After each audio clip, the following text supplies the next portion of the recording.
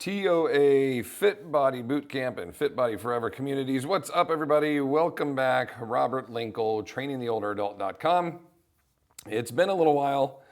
Been a while since I've been on, and I wanted to tell you why. I won't sit on it for too long. Basically, during our vacation, I got pretty sick and had to go to the ER and found that I had shingles. And so I want to give you a review of that, my personal experience with shingles and how recovery is going from that. But I want to start with a trip just really quick, just to give you a little bit of insight. I flew out a day early to do a little bit of business first, and the girls, they flew out and got to meet a whole bunch of Delta pilots. And Delta has this new thing where all the pilots have trading cards, basically, that they carry with them. So the girls were able to collect a bunch of trading cards, met some female pilots they got to chat with. It was very cool. There were their cards. They were given all kinds of little snacks and treats.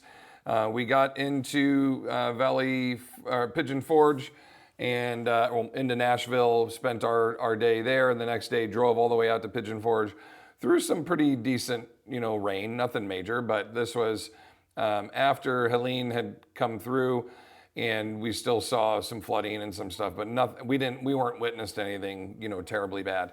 Not like had come before or what is, coming next with Milton. We went to Dollywood and we got to experience all kinds of great rides. Hilarious Peyton thought that Dollywood was a museum dedicated to Dolly Parton. Did not understand that it was an amusement park. Had no idea what any of these other things were that we were going to do. Bear Mountain and everything else. We had an absolute blast. They had all kinds of different little features and things. You go meet fairies and, all kinds of good stuff like that. And we just had a great time. It was super fun. Our shirts were hits. Our Jolene shirts were big hits with everybody.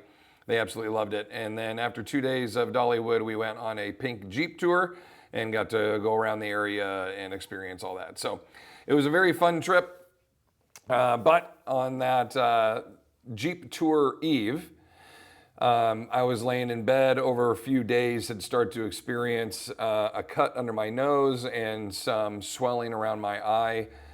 2 or 3 days of that continued to kind of get worse and worse and worse, and eventually I woke up kind of in the middle of the night in a small, I would say a mild panic due to a resting heart rate of about 120. And didn't know it at the time, but my blood pressure was extremely high and was just having all kinds of issues. My head was throbbing. I could feel my heartbeat in my face. I could feel it in my fingers and my shoulders. Like I could feel this just boom, boom, boom, boom, boom. There's just pressure. It was miserable. And so I told Keeg, I'm like, I think I need to go to an ER, man. I'm like, I'm not doing good. And she's like, that's totally fine. Keep in mind, we're out of state. Like, do you think we could get to, like a doc in a box kind of place in the morning?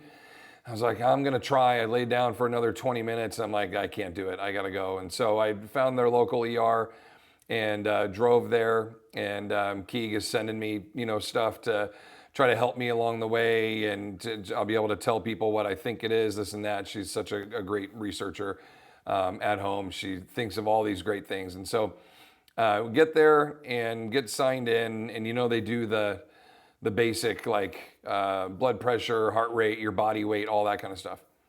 The very first one they do is blood pressure. My blood pressure is 210 over 137.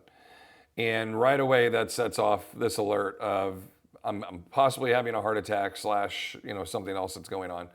And they are like quite taken back by that. So I start telling them my other symptoms, and I get into one of the rooms. And the doctor comes in and he goes, let's take a look. And so I'm basically showing that right down the middle of my face and then to my earlobe, like this whole quadrant of my face, swollen, red, angry, aggressive, throbbing. And then I said, and I've got these sores in my mouth. I won't go too deep into that, but basically this whole section of my mouth, this upper right section of my mouth, covered in sores all the way across the top. But there's a line right down the middle of my mouth. You can see where it does not cross that line. So he goes, I think you have shingles. The reason for that is it's very specific to this one side of your face. He goes, I'm not sure though, let me go get another doctor. They bring in another doc. He goes, don't look at how old he is, or just look at him, tell me what you think. So the doc looks at me, he's in there 2 minutes. He goes, yeah, you got shingles, dude. He literally said that. Dude, you got shingles. Bring in another doctor. Yep, definitely shingles. They bring in another. We had nurses, everybody kept stopping in to see me. During this, every 15 minutes, my blood pressure cuff would pump and would give a reading. And if your diastolic is over 200, it alerts and goes into this crash alarm. So I think 5 or 6, an hour and a half readings of that kept setting off this alarm. Everybody would run in. Are you okay? And I'm just like laying there on the bed watching a Mike Israetel video on my cell phone. I'm like, yep, I'm good. And they're like, okay. And they'd all kind of walk away. And then bloop, bloop, bloop, the alarms would go off. The whole thing's, the lights flash, all this thing. This is ridiculous. But finally, they gave me a couple shots of something that made my heart rate get down like under 180. And my systolic finally went under, 100. And they're like, okay, we're going to send you home. All these meds, you need to go get them. I found a 24-hour Walgreens kind of place. Got all these meds, antivirals, all this, get started. We drive back to Nashville and tell Keeg, I'm like, dude, I am absolutely miserable. I've never hurt like this. Like, I think we need to cut the trip short. So we go to Delta, talk to them. They get me on a flight later in the day. So we spend basically almost 24 hours in our other hotel room, just not really going anywhere. The girls got to go swimming. That was about it. I was just out on the bed, just miserably uncomfortable, throbbing. My face is all red. I'm going to show you some photos here in just a second.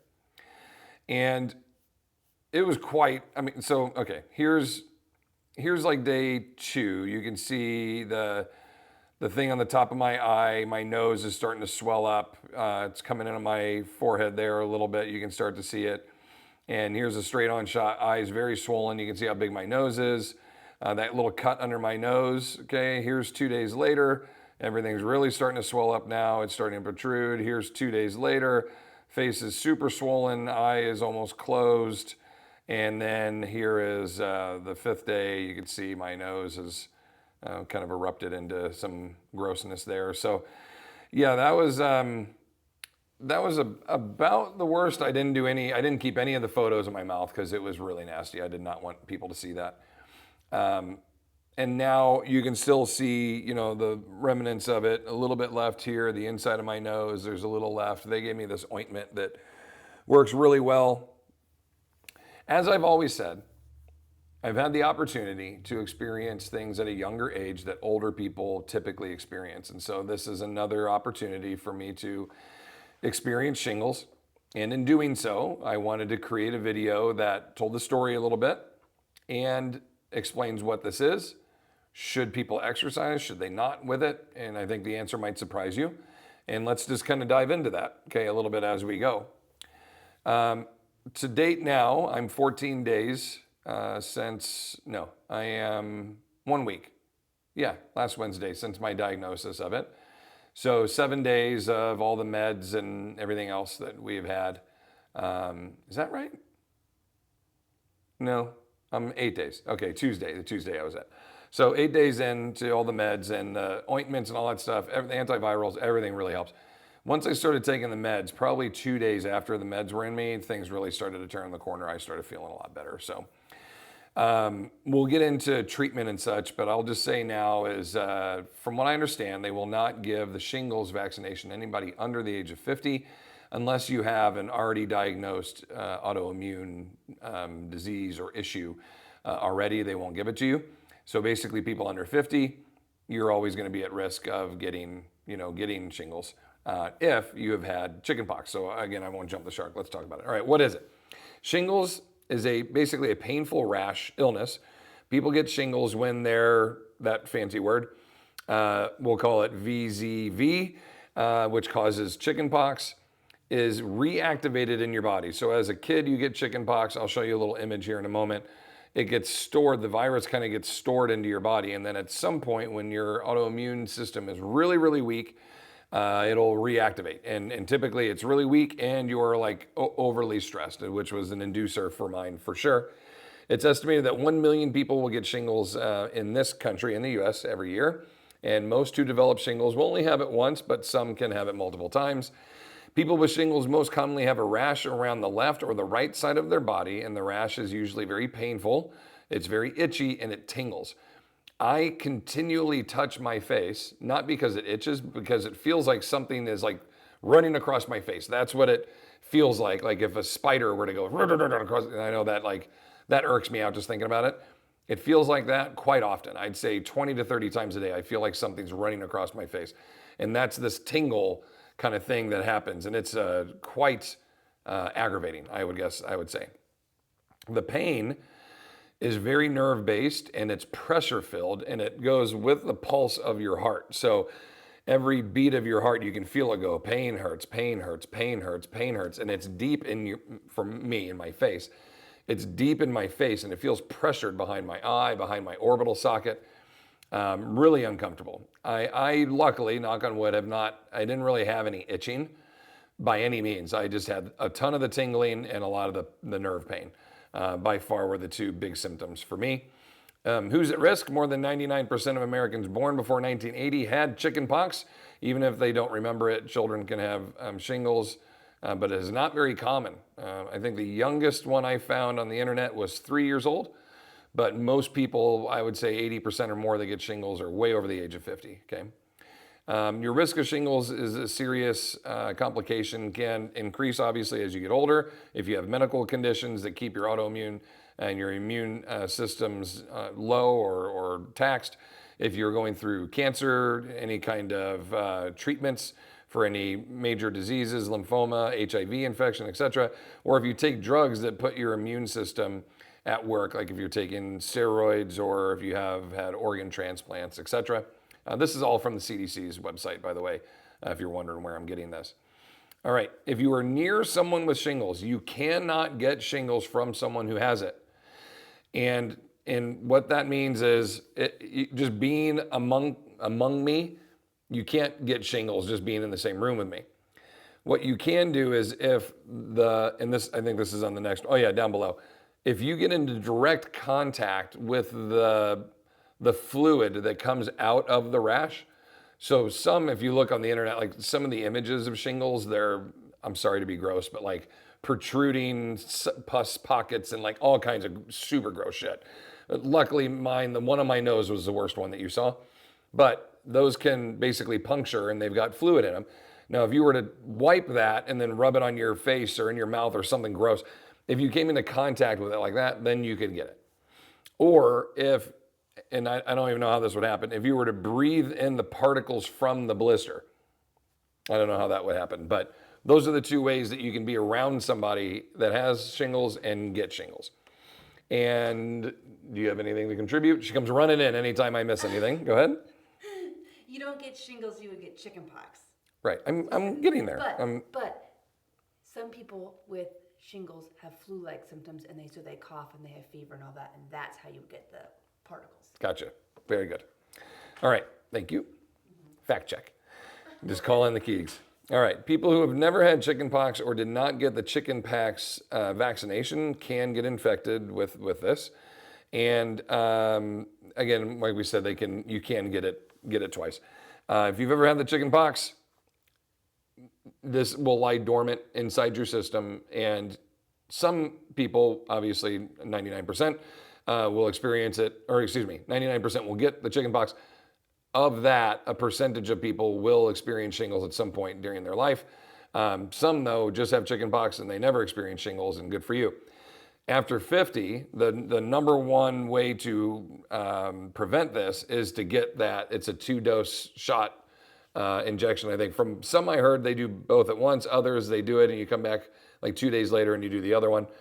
But again, 50 years of age or older to be able to get that. And then shingles is also recommended for adults 19 years or older who have weak immune systems. So if you're diagnosed again with something that weakens your immune system, they will encourage you to get that. If you have shingles, a way to protect other people is to cover the rash. Avoid touching or scratching the rash, which when it's all tingly and stuff, definitely hard to do so. And when it's in your eye, which I had, there were ointments and there are drops that I have to continue to put in my eye 3 times a day. And the ointments they put on help a ton with the irritation or any of that. And I would definitely encourage you to go if you have that. If you have anything with your eye, go and get that. They had to test me. They've done it a couple times where they dilated my pupils and they had to check for lesions or any kind of cut on my retina or my cornea where it might start to basically infect and can cause long-term vision or blindness issues. So you definitely want to, if it's in your eye, take it serious and not mess around or prolong. I think because I went in as early as I did, and I think Keegan would agree with me on this, is the reason it wasn't too severe on the outside. The nerve discomfort and pain was definitely of high levels. I would say like a constant level 7. And then after 2 days, it was a constant level 5. And then after a few days, it was a constant level 4. And like, it's basically, I'm down to like a 2 now. So it's not by any means unbearable. It never was. It just is constant and never stops. There's nothing really you can do to like, okay, I feel good now. Oh shit, starting to wear off this medicine. I'll take something else that'll help take the pain away. There's really not a whole lot that you can do for that. So washing your hands, at least for 20 seconds every time when you come in, I will sing, a song, whatnot in my head. We were just watching Grey's Anatomy, and she sings Aretha Franklin's Respect when she washes her hands, so goes through that whole thing. At least 20 seconds minimum. Avoid contact with the following people until your rash scabs over. Pregnant people who have never had chickenpox or they haven't had the chickenpox vaccination. And then premature or low birth weight infants, and then people with weakened immune systems. So kind of keep all that in mind. And then here's a explanation of how shingles can affect your body. Headache, I would say, was probably my biggest symptom. I had a headache 3 days prior to anything appearing on my face that did not go away until yesterday. So that was 13 days. 13 days I had a headache. And by headache, I mean it was tolerable. I would take Excedrin or something like that every single day to help me with it. Which I normally don't have to do, just on occasion. I will get tension headaches or migraines, but this was a constant throbbing headache that really did not stop for almost 2 weeks. That was pretty miserable, made sleeping very difficult. I found sleeping on an incline to basically keep the amount of blood flow to my brain at a minimum. So blood was not pooling when I was laying flat. It just felt like it throbbed even more, so the more upright I was, the better. Did not have a ton of fever, had some moments with that, but nothing major. Skin pain, my head, like touching my head, shaving my head was really uncomfortable. And it's still sensitive to the touch now. I can still feel it and be like, I feel like somebody punched me in my head 2 weeks ago. And it's still like, it's still a little point tender from where it was bruised. It's kind of that feeling. And it was like that from the very beginning. The chills I did not have, the tingling for sure. Itchy, medium, maybe 10%. Digestive upset. I just kind of lost appetite for a while. I am down almost 10 pounds, 11 pounds now. And since this whole thing started, I just haven't had a massive appetite. But I will say when I did eat, like I was basically eating twice a day, I would eat a normal amount of food, but then that was it. I would just not eat usually lunch. I was doing like a breakfast and a dinner, and that was about it. So what I would normally consume in a day was probably cut down by a third, I would say. And then the blistering rash, like the most blister I had was that one I showed you.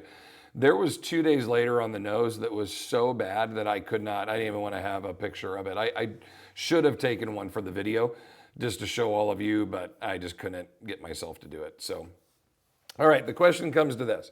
Because once I knew what I had and it was getting a tiny bit more tolerable, Keeg's like, obviously you're going to take the week off exercise. And so I said, I hadn't even kind of thought about it. Like what would exercise do for this? Would it help it? Would it hurt it? Etc. So I wanted to start looking around here, and there were definitely better sources than Live Strong. Okay. But Live Strong did a very good job of basically putting everything that I wanted to show you into one article that is absolutely accurate from all the other websites that I found from Stanford and WebMD and everything else. So this was a very nice collection of all of this together in one place. They explain what shingles are a little bit and kind of has that, what it is, etc., the chills and all that good stuff. And the significance of it, chicken pox, all that good stuff. So it explains that really well. The benefits of exercise. Pain and skin eruptions due to shingles can leave my medication alert. All my alerts are going off here. Hold on just a second. Let me recycle all these. I gotta go take my meds here in a few.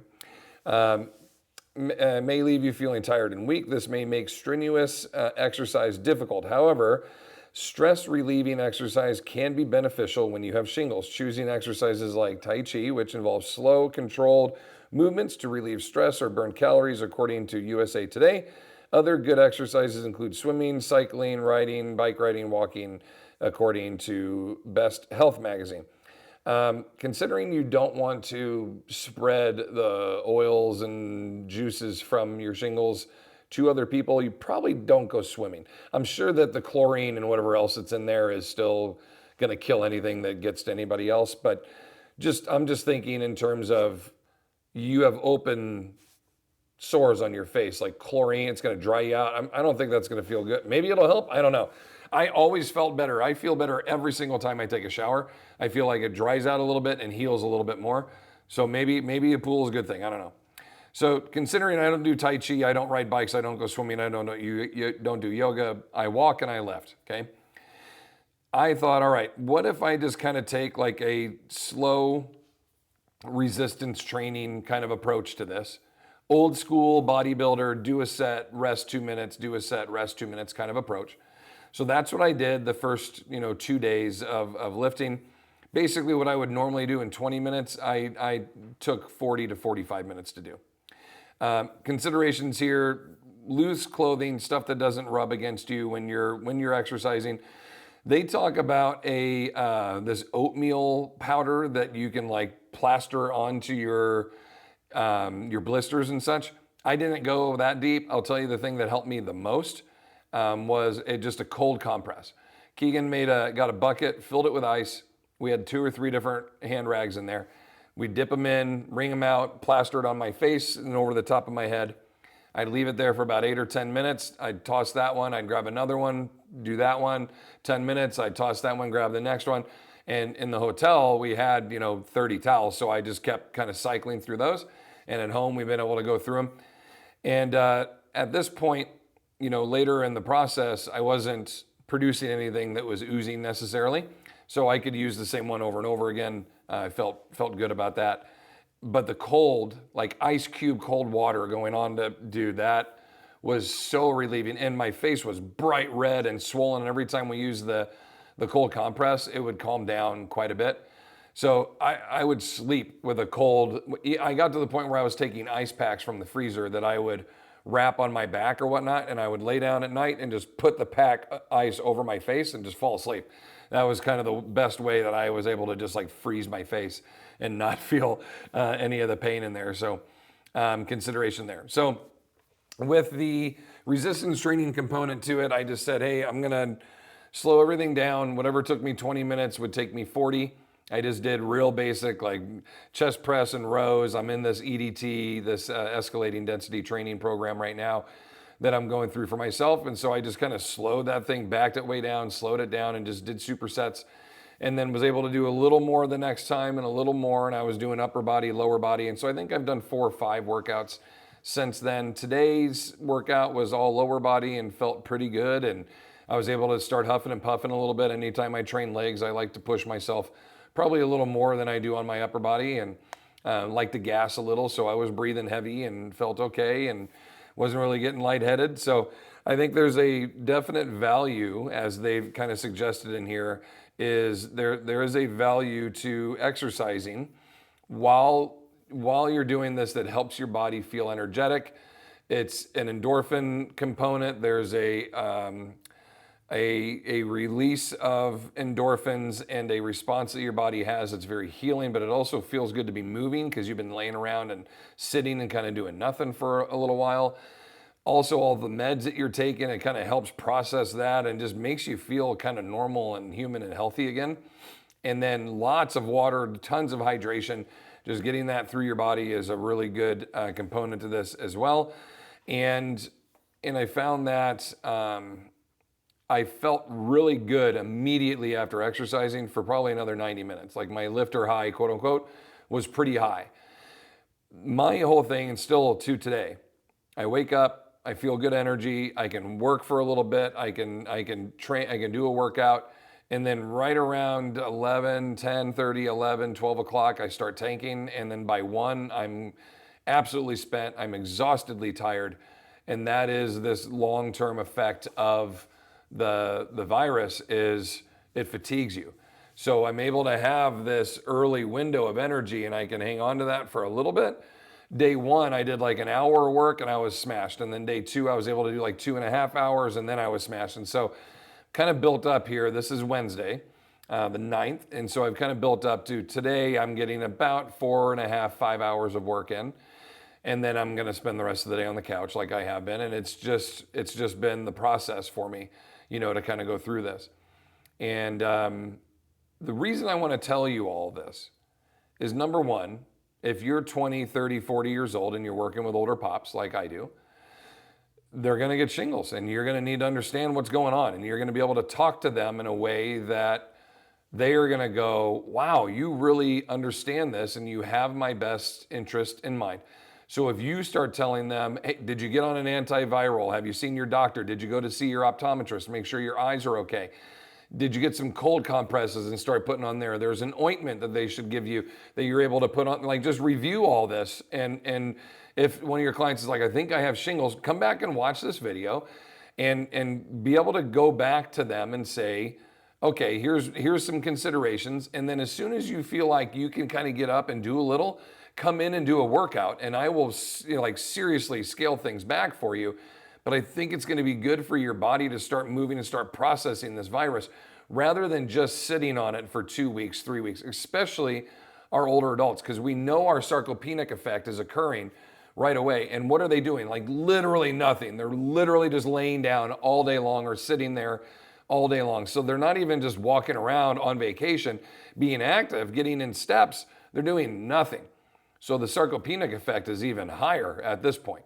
So we want them back and in the weight room as soon as we can. But you bring them back and just throw them into a regular workout and they're going to regress. Everything's going to get more aggressive. So that's why it's got to be a really slow, do a set, rest 2 to 3 minutes, do another set. Like, let's get in here and just get moving, okay? A couple other warnings here from those who've had chickenpox, according to Best Health Magazine. Exercise may be best avoided in a group exercise setting such as the gym.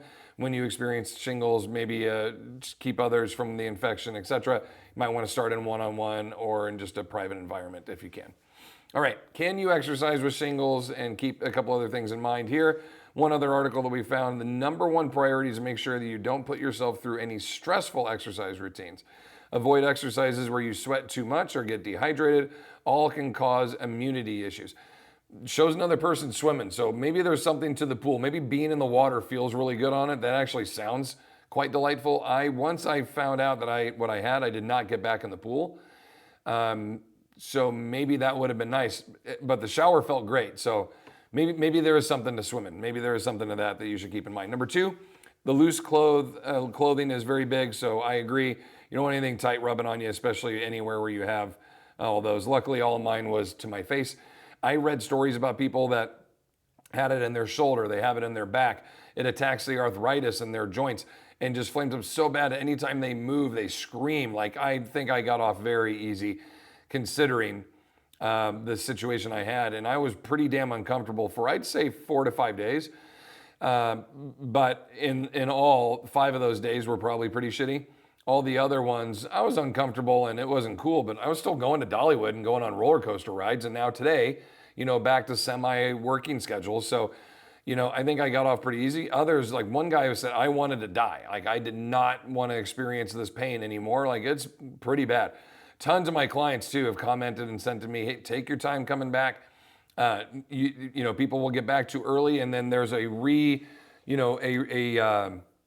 reactivation of it and you basically go backwards again and have to start the whole process over. So that's where even though my face is semi-healed up and it's looking better, I don't want to do too much and have this come back at all and start to have issues with it again. So exercises such as Tai Chi, yoga, and swimming, there it is in bold, are good options for you to choose. So the pool seems to be a thing that they're touching on for sure. Swimming is an excellent way to feel calm in cool water. All right, there you go. Make sure your blisters have started to heal, dried out, or scabbed over before thinking about going out into the public space. Again, you're trying to be considerate. Also, it's pretty gross. So it is good to either cover it or have it scab over. Even the scabs are pretty nasty. But that was a nice part. I never peeled any of mine off. It just, as I would shower, pieces of it started to kind of come off, the pieces that were done. And so that was nice. And then applying here's your oatmeal powder and your blistered thing again. And then they had another suggestion on cold compresses and whatnot. I thought they did, but maybe not. All right. So there's the review for you. As detailed as I could. CDC, WebMD, USA Today, tried to give you good resources that looked at everyday health, etc., that tried to give you some really good sound. Again, I'm not diagnosing people with shingles, and I'm by no means a shingles expert. I have just now had it and I am still in it, so I can still feel this tingling, numbing across my lips into my mouth. I've got this pressure under my cheek. Since we have started 3 times, I have felt that tingle go across my face. I've got this pressure behind my eye that I can still feel. My vision out of my right eye is still a tiny bit fuzzy, just a little bit. And I've got this pressure behind my eye, like a headache that just always wants to go to the next level. And luckily, knock on wood, the last 24 hours, it has not done so.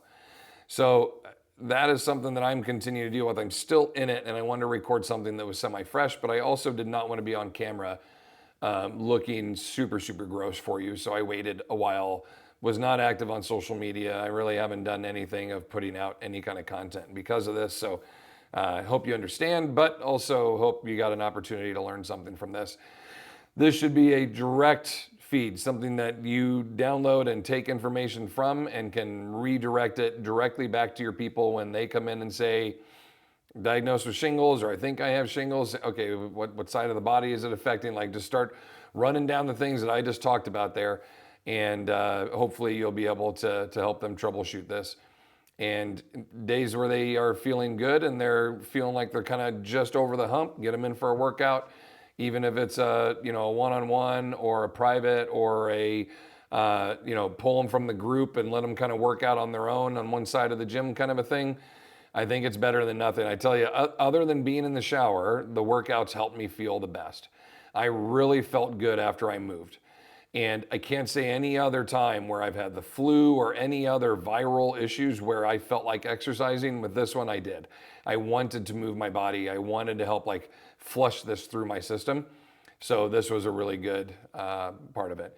By the way, Keegan got me vitamin C chews, and I had some gummies that I was chewing on, like multivitamin gummies, and she got me a gut. What was the thing you got me for my my gut health?